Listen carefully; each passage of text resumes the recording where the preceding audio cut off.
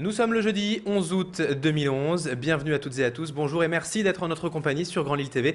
Voici sans plus attendre l'actualité de la métropole lilloise.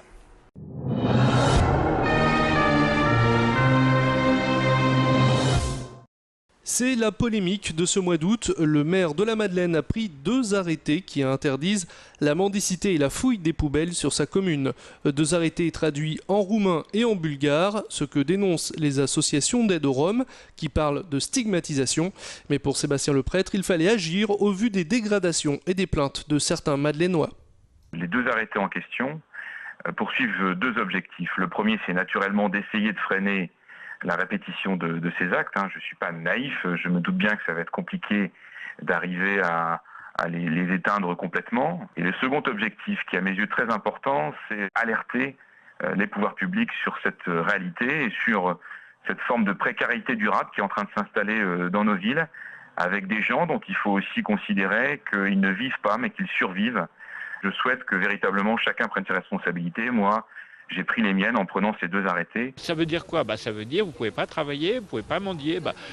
Vivez d'amour et d'eau fraîche. Alors, est-ce que c'est une situation, vous voyez, humainement respectable et républicaine ? Non, on voit bien que c'est les droits de l'homme qui sont mis en cause. La dignité, les droits fondamentaux. C'est la dignité, d'abord, le droit de pouvoir se nourrir et de nourrir ses enfants. A noter que Michel-François Delannoy, maire de Tourcoing, vice-président de Lille Métropole, a déclaré regretter la décision du maire de la Madeleine. À Tourcoing, les Roms cherchent leur voiture. Mardi, des policiers et la fourrière sont passés. Ils sont repartis avec 11 véhicules. Après un rapide contrôle, les policiers se sont aperçus que certaines plaques d'immatriculation et certains certificats d'assurance étaient suspects. Problème, certaines voitures étaient bien en règle d'après leurs propriétaires et depuis, pas de nouvelles. Ma tante, tous les papiers étaient en règle. Assurance, carte grise nouveau, contrôle technique. Elle est allée chercher sa voiture, on n'a pas voulu à donner. Pour l'instant, ça ressemble davantage à une séquestration de véhicules. Et à l'heure où je vous parle, il n'y a pas de réponse. S'il s'agit simplement de contrôler des papiers, ma foi, 11 voitures, ça ne demande pas 3 jours. D'après le procureur de la République, munis de pièces conformes, les Roms peuvent récupérer leur voiture dès qu'ils le souhaitent. Laurent Wauquiez était ce mercredi dans la métropole lilloise.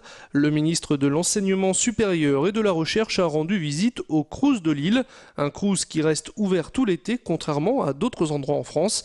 Le Centre régional des œuvres universitaires et scolaires prépare la rentrée des étudiants. Le service d'aide sociale notamment reste de permanence. Le ministre a ensuite pu rencontrer des étudiants à la résidence universitaire du Châtelet. L'occasion pour lui de rappeler l'engagement qu'il a pris pour concrétiser le 10e mois de revenus pour les boursiers et sa volonté de baisser le coût du logement privé étudiant. Depuis 20 ans, on n'a jamais autant construit et réhabilité de logements qu'au cours de cette période. Et Lille en est un bon exemple, avec un vrai train de réhabilitation qui a été fait et qui sera poursuivi jusqu'en 2015. 80 millions d'euros en plus à faire sur 2011-2012, c'est un effort extrêmement important. C'est pour ça qu'il faut qu'on s'assure que cet argent soit bien utilisé. Mais faire en sorte que nos étudiants puissent réussir, faire en sorte que les enfants des classes moyennes puissent être accompagnés dans leur parcours d'études, ça me semble être quelque chose de fondamental.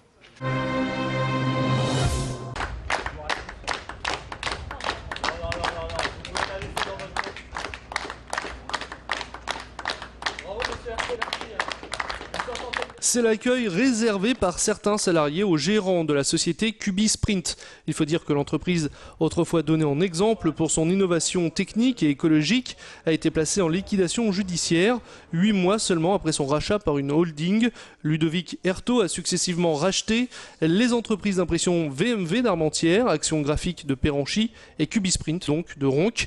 Toutes les 3 ont été liquidées au cours des 2 derniers mois. 17 salariés risquent de se retrouver au chômage dans le cas de Cubisprint. On n'a fait que grimper notre chiffre d'affaires. On a même explosé des chiffres qu'on ne s'attendait vraiment pas à sortir. Et pourtant, la société est de plus en plus en difficulté. Donc nous, on n'a pas d'explication. Et justement, par rapport à ça, on nous a demandé de travailler plus et encore plus et encore plus pour rien. Mon capital d'employé depuis que je travaille et depuis que je suis entrepreneur est toujours positif. Malheureusement, on n'est jamais venu me voir au moment où je créais des emplois et au moment où je redressais les sociétés. C'est toujours tellement plus simple de venir quand il y a il y a de la mort ou quand il y a de l'échec. Le Ramadan, c'est un mois sacré pour les musulmans, un mois consacré au jeûne, au recueillement et à la prière, l'occasion aussi de resserrer les liens et de venir en aide aux démunis. C'est ce que fait l'association Énergie dans le quartier de la Fraternité de Roubaix.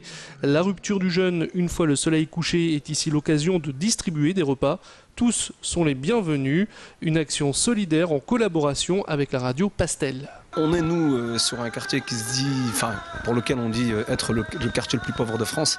On sait aussi que la solidarité vient toujours d'en bas.